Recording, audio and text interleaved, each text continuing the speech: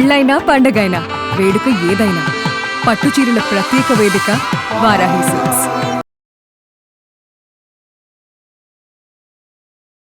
నమస్తే రమగారు. నమస్తే జయ. రమగారు, దిగంబర స్నానం చెయ్యకూడదు అని నేను విన్నాను. అంటే ఈ రోజుల్లోనా జయ అసలు ఎవరు చేస్తారు కాకుండా అలా నన్ను అనకుండా అసలు దిగంబర స్నానం ఇదివరకు చేసేవారా? ఇది వరకు అంటే దిగంబరగా స్నానం, ఒంటి మీద బట్టలు లేకుండా స్నానం చేయకూడదు అనేది ఒక సిద్ధాంతంగా. పాత రోజుల్లో బాత్రూమ్లు ఉండేవి లేవు. మనకు బాత్రూమ్లు ఏమంటారు రెస్ట్ రూమ్లు అవన్నీ ఎప్పుడు వచ్చినాయి?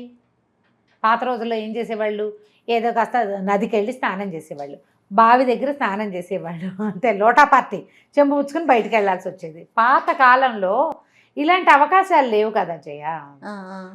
వలవలు మొత్తం ఊడిచేసి స్నానం చేస్తే సిగ్గు కాదు. ఓకే, ఎట్లా చేస్తారు? అట్లా స్నానం చేయాలంటే ఇప్పుడు నలుగురు ఆడవాళ్ళు కలిసి నువ్వు దగ్గర తెల్లవారుజామున ఎప్పుడో స్నానం చేస్తారు.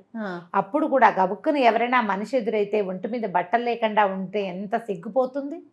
ఆడవాళ్ళైనా ఒకళ్ళనొకళ్ళు, మగవాళ్ళైనా, మగవాళ్ళు కూడా ఎవరైనా సరే, మగవాళ్ళు అయితే కౌపీనం ధరించాలి తప్పకుండా, గోచి. స్త్రీలకి ఒక వస్త్రం ఖచ్చితంగా ఒంటికి చుట్టపెట్టుకునే చుట్టపెట్టుకుని ఒక చిన్నది చున్నీ లాంటిదైనా సరే చుట్టపెట్టుకుని స్నానం చేయాలనేది పురాతనమైన నియమం.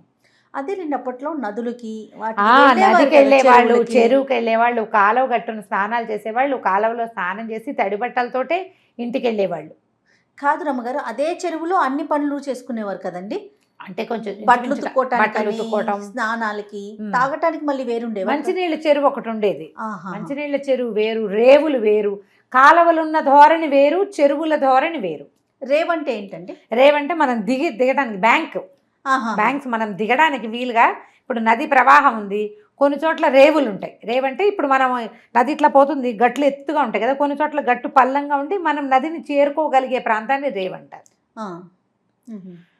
మెట్లు కట్టించుకొని పావంచాలు అవి కడతారు, కొన్ని చోట్ల మెట్లు కట్టినవి ఊర్లో వాళ్ళే ఈ కాలువలోకి దిగడానికి మెట్లు ఏర్పరచుకోవటం. చెరువులకి మెట్లు ఉంటాయి. తర్వాత ఒడ్డు నుంచి దిగటానికి వీలుగా ఉండేదన్నమాట. ఒడ్లు పల్లంగా ఉండి దాంట్లోకి లోపలికి దిగి మనం నీళ్లు తెచ్చుకునే వీలు అవన్నీ ఉండాలి కదా.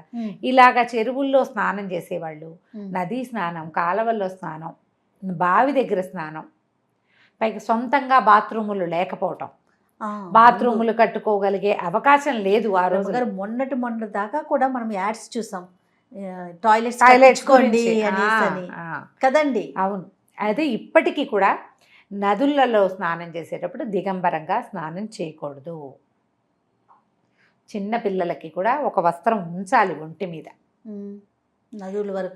నదుల వరకు ఖచ్చితంగా. మనం బాత్రూంలో లోపల స్నానం చేసేటప్పుడు కూడా ఈ బట్టలు ఉంచుకోవాల్సిన అనే ఒక ప్రశ్న వస్తూ ఉంటుంది కదా. అయితే దానికి ఆ నియమం ఉండదు. మన ఇంట్లో మనం స్నానం చేసేటప్పుడు ఒంటి మీద బట్టలు ఉండాల్సిందేనన్న నియమం సాధారణంగా లేదు. కాదు రమ్మగారు, ఇప్పుడు 10 మందిలో చేస్తారు కాబట్టి వస్త్రం ఉండాలి అనే నియమం ఉంది అని అనుకుంటున్నాం కదా, అంతేనా? లేకపోతే ఆధ్యాత్మిక అంశం ఏదైనా ఉండొచ్చు అంటారు? ఉంది, అది కూడా. ఇప్పుడు నదులు పవిత్రమైనవి, గౌరవించవలసినవి. అసలు నదీ స్నానానికి వెళ్ళేటప్పుడు కూడా నదిలో యూరిన్ పాస్ చేయకూడదు. అందుకని ఏం చేసేవాళ్ళు, నదులు ఇట్లా చల్లగా నీళ్ళలో కాలు పెట్టంగానే అర్జి వచ్చేస్తుంది, బాత్రూమ్కి వెళ్ళిపోవాలి, యూరిన్ వచ్చేస్తుంటుంది. అందుకని ఏం చెప్పేవాళ్ళు, ముందే ఆచమనం చేసి, అంటే బాత్రూమ్కి వెళ్ళొచ్చి కాళ్ళు కడుక్కుని అప్పుడు నదిలోకి దిగాలి. అంత పవిత్రంగా భావించాలి. మరి అంత పవిత్రమైనవి నదులు. అవును, అందుకే కదా జీవజలాలు అంటారు వాటిని, నదులు. జీవనది. ఆ జీవజలం ఎందుకని చెప్తారంటే ఇందుకు నదిని సభక్తికంగా తీసుకోవాలి. నదీ జలాల్లో స్నానాన్ని ఆటకి కాదు, అది ఆట సరదా ఇంకోటి కాదు. వాటి వల్లే మన జీవితం ఇట్లా నడుస్తోంది. మానవ జీవితం ప్రశాంతంగా పోతుందంటే అవును వాటిలలో వచ్చేది. ఇప్పుడు మనం ఏవో మందులు మాకులు కనిపెట్టాము. ఇది వరకు ఏముంది? మందు మాకు జీవజలాలే వైద్యం, వాటిలలో స్నానమే మన సంపద కదండి. మన సంపద, దాన్ని పాడు చేసుకోకూడదు కదా. అందుకని ఆధ్యాత్మిక అంశంగానూ ఈ పద్ధతి చెప్పారు. ఇంతకంటే డీప్ రూటెడ్ థింగ్ ఇంకేదైనా ఉందేమో నాకు తెలియదు జయ. ఇదే పంధ. ఇప్పుడు ఆ నదిలోనే మన పెద్దలకి తర్పణాలు విడుస్తాం. అవును, ఆ నదిలోనే మనం కార్తీకానికి దీపాలు పెడతాం. ఆ నది నీరే మనకి త్రాగునీరు.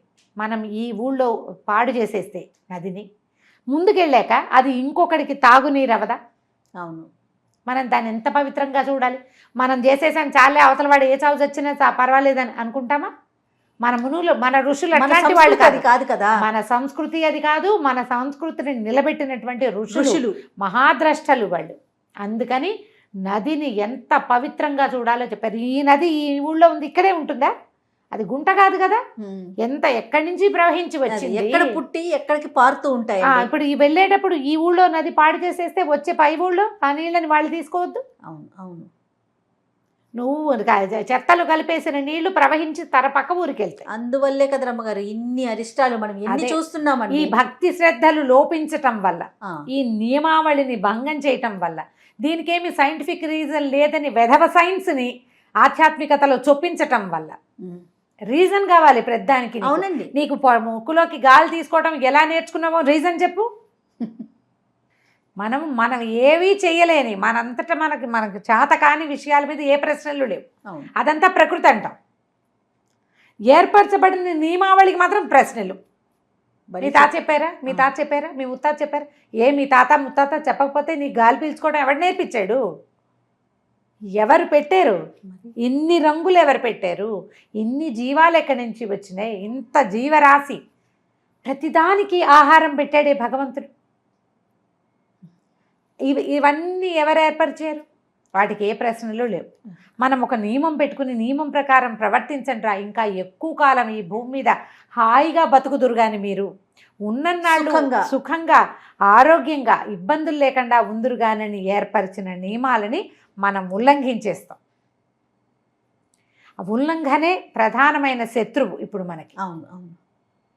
ఈ నియమం నదీ స్నానానికి పెట్టబడింది. నదులలో దిగంబరంగా స్నానం చేయకూడదు. ఊరి చెరువుల్లో, నలుగురు వాడే నీటి దగ్గర చేయకూడదు. అందులోకి వెళ్ళేటప్పుడు ముందే ఒక మాట బాత్రూమ్కి వెళ్ళి కాళ్ళు చేతులు కడుక్కుని అప్పుడు శుచిగా శుభ్రంగా అప్పుడు నదిలోకి. మన పెరటిలోని బావి అయినా కూడా అంతే కదా. పెరట్లో బావి అంటే బావిలోంచి తోడుకుంటాం. అక్కడ కూడా నగ్నంగా చేయకూడదు. అందరూ ఉంటారు కదా. ఆకాశం చూసే చోట నగ్నంగా చేయకూడదు, అది నియమం. మనం ఆకాశం చూసే చోట చేయకూడదు. పెద్దవాళ్ళు అట్లా చెప్తారు. తడిక కట్టుకుని స్నానం చేసే పద్ధతులు ఉండేవి కదా, అప్పుడు కూడా వస్త్రం ఉంచుకునేవాళ్ళు.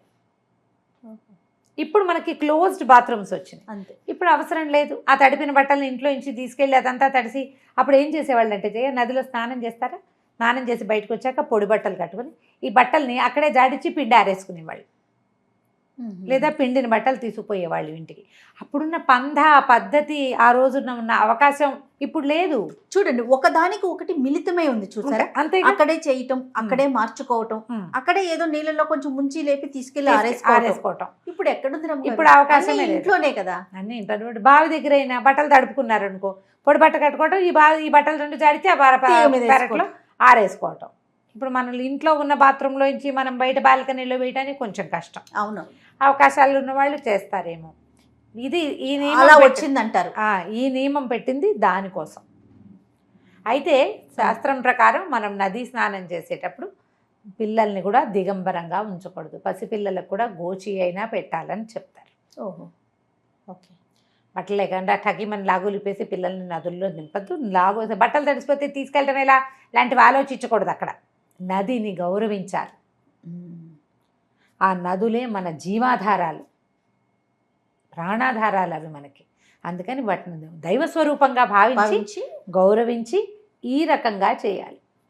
తప్పకుండా. నమస్తే. నమస్తే జయ.